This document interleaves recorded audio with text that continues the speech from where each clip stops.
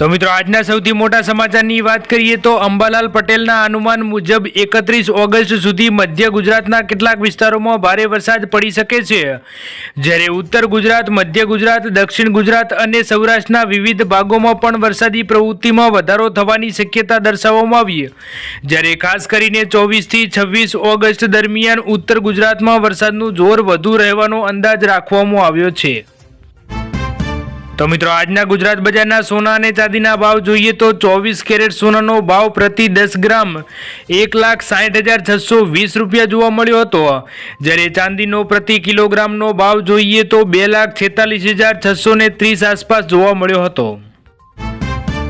તો મિત્રો ત્યારબાદ પેટ્રોલ અને ડીઝલના ભાવ જોઈએ તો પેટ્રોલનો સરેરાશ ભાવ આશરે 102.18 રૂપિયાથી લઈને 102.56 રૂપિયા પ્રતિ લીટર જોવા મળ્યો હતો, જ્યારે ડીઝલનો સરેરાશ ભાવ જોઈએ તો 97.90 રૂપિયાથી લઈને 98.68 રૂપિયા પ્રતિ લીટર જોવા મળ્યો હતો।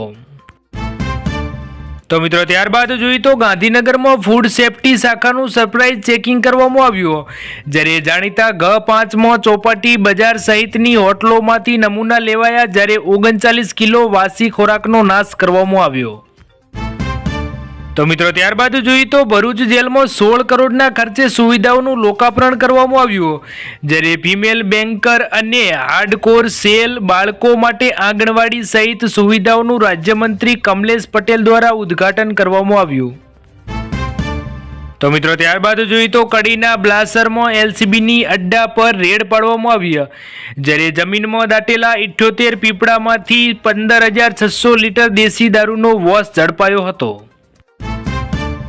તો મિત્રો ત્યારબાદ સુરેન્દ્રનગર ક્રાઇમ અપડેટ જોઈએ તો પાટડીમાં 1.76 લાખના મુદ્દામાલ સાથે 1157 બોટલ વિદેશી દારૂ જપ્ત કરવામાં આવ્યો, જ્યારે લીંબડીમાં 6 જુગારી ઝડપાયા।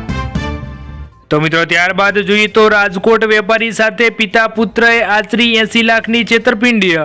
તો મિત્રો નડિયાદમાં 10 કરોડની જમીન 6.50 કરોડમાં મળશે એવું કહી 1.60 કરોડ પડાવ્યા હતા।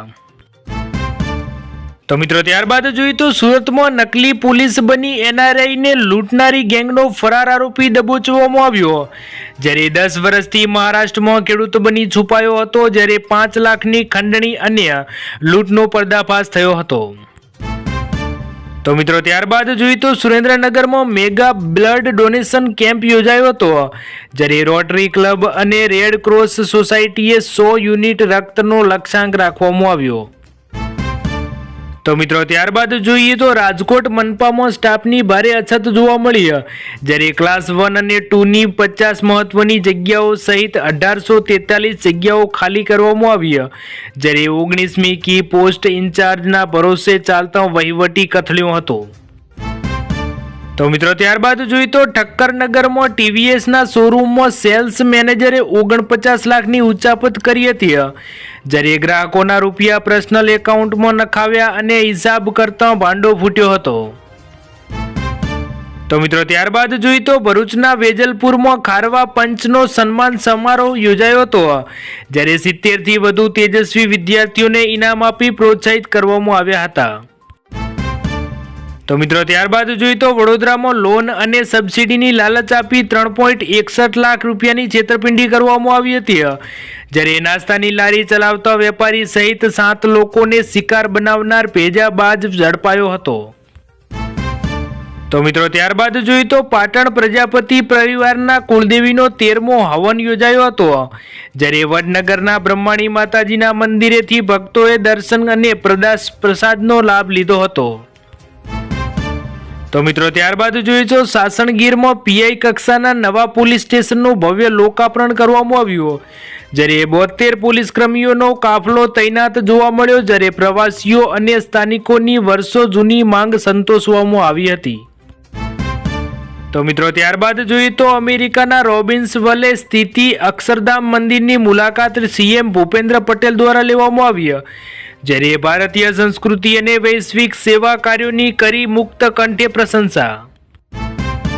તો મિત્રો ત્યારબાદ જોઈએ તો જામજોધપુર પંથકમાં ફરી દીપડો દેખાયો હતો, જ્યારે વિડીયો વાયરલ થતાં ગ્રામજનોમાં ભય અને વન વિભાગે લોકેશન ટ્રેક કરીને પાંજરું મૂકવા તજવીજ કરી હતી।